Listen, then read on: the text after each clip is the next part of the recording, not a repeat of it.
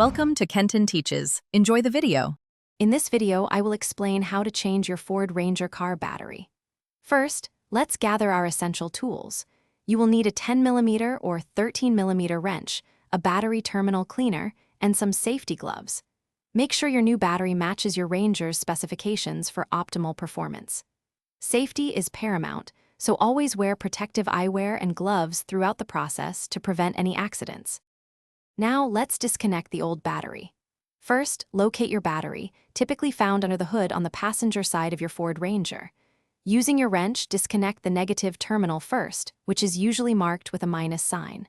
Then, disconnect the positive terminal.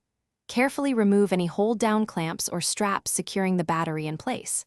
Finally, lift the old battery out, remembering it can weigh around 40 pounds, so lift with care. With the old battery removed, it's time to install the new one. Before placing it, thoroughly clean the battery tray and the terminal clamps to ensure good contact. Carefully set the new battery into the tray, making sure it sits securely. Now, connect the positive terminal first, tightening it firmly with your wrench. Then, connect the negative terminal last, ensuring it is also tightly secured. This order helps prevent electrical shorts. To finish up, let's perform some final checks. Reattach any hold-down clamps or straps to secure the new battery firmly in place.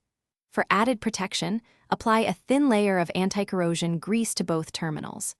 Now, start your Ford Ranger to confirm the new battery is working correctly and all electrical systems are functioning.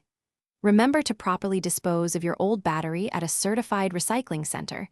Never just throw it away. Thanks for watching. Please subscribe if this video was helpful.